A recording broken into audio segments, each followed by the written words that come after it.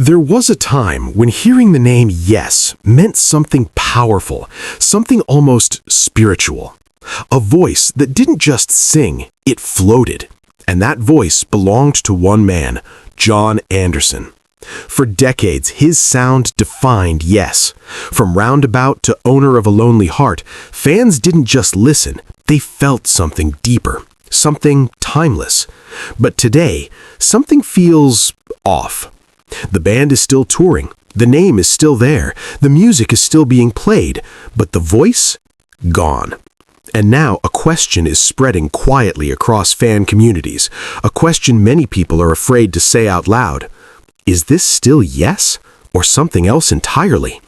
Because when you remove a voice like Jon Anderson's, a voice that shaped the identity of the band, what exactly is left? Some fans say evolution is normal. Others say this is how legends survive. But a growing number of people are beginning to feel uncomfortable. They're watching performances, listening closely, comparing past and present, and slowly realizing it doesn't feel the same anymore. Not just different, but missing something. Something important. Something irreplaceable. And as recent events begin to unfold, canceled tours, health concerns, and internal silence, fans are starting to dig deeper. Because what's happening behind the scenes might be more complicated than anyone expected. And the deeper you look, the more one thing becomes clear. This isn't just about music anymore. It's about identity. It's about legacy. And maybe, just maybe, it's about a band trying to survive without the very soul that made it legendary. But what really happened between Yes and Jon Anderson, and why do some fans believe the truth has been hidden for years? To understand why fans are asking these questions today, you have to go back to the moment things first started to crack. Because the truth is, Jon Anderson didn't just suddenly disappear from Yes. He was pushed, slowly, quietly, over time. At first, it didn't look like a breakup. It looked like a pause. Health issues, exhaustion, the natural toll of decades on stage. Fans understood. They were patient. But behind the scenes, something else was happening. Decisions were being made, tours were being planned, and the band was moving forward without him. And that's where things started to feel uncomfortable. Because instead of waiting, instead of rebuilding around the voice that defined them, Yes continued. New singers came in, new performances began, and the name Yes stayed the same. But fans noticed something immediately. The sound was there, the instruments were perfect, the songs were familiar, but the emotion? Different. Some called it evolution, others called it survival, but a growing number of fans began calling it something else entirely, a replacement. And that word started a quiet division. On one side, fans who believe a band has the right to continue. On the other, fans who believe Yes without Jon Anderson is not really Yes. And the deeper people looked into interviews, timelines, and subtle comments, the more it began to feel like this wasn't just about music anymore. It was about control, about direction, about who truly owns the identity of a legendary band. Because here's the uncomfortable truth. A band name can continue forever, but can the soul of that band survive without its original voice? And as recent events, including tour disruptions and health concerns, bring Yes back into the spotlight, fans are starting to revisit that same question again. But this time, they're not whispering it anymore. Fast forward to today, and the conversation is no longer quiet. It's louder than ever. Because recent events surrounding Yes have started raising serious concerns. Tours being postponed, health issues surfacing, and a band that once felt unstoppable now showing signs of strain. For many fans, this wasn't just disappointing, it was revealing. Because for years, some people believed Yes could continue no matter what, that the name itself was strong enough. But now, that belief is starting to crack.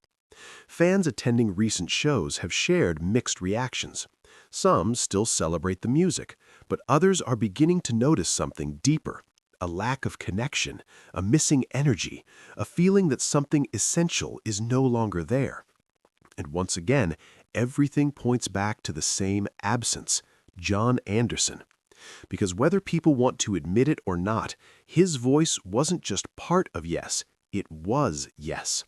And now, with the band facing real-world challenges, age, health, and time, the question becomes even harder to ignore. Was continuing without him the right decision, or did that choice slowly lead the band to where it is today? Some fans are now going back, watching old performances, comparing them to what they see now, and realizing something that's difficult to accept. The difference is no longer subtle, it's obvious, and it's emotional. Because this isn't just about technical performance, it's about what people feel when they listen. And more fans are starting to say the same thing. It doesn't hit the same anymore. But here's where things get even more intense.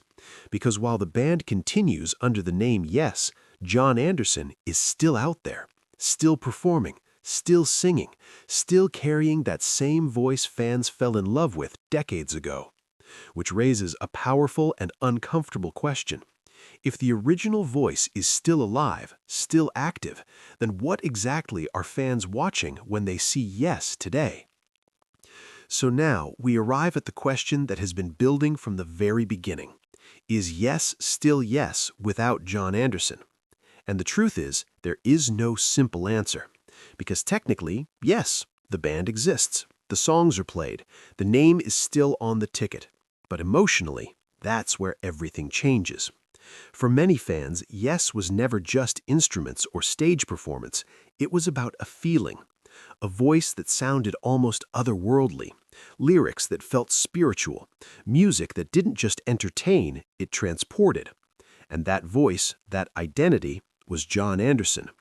So when you take that away, what remains? Some fans say evolution is necessary, that bands must adapt or disappear. Others believe something very different. They believe that what's happening now is not evolution, it's imitation, a continuation of the name, but not the essence. And this is where the divide becomes impossible to ignore. On one side, fans who are grateful the music lives on. On the other, fans who feel like they're watching a version of Yes that no longer carries its soul. But maybe the most powerful moment in all of this is realizing that both sides might be right. Because Yes today is two things at once, a living band and a memory of something greater. And as time continues to move forward, as tours slow down, as legends age, that question will only get louder. Not just for Yes, but for every legendary band trying to survive beyond its original identity. So maybe the real question isn't, is this still Yes?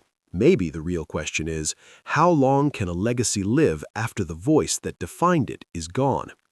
Some fans will accept it, some fans will reject it, but one thing is certain, the debate is far from over.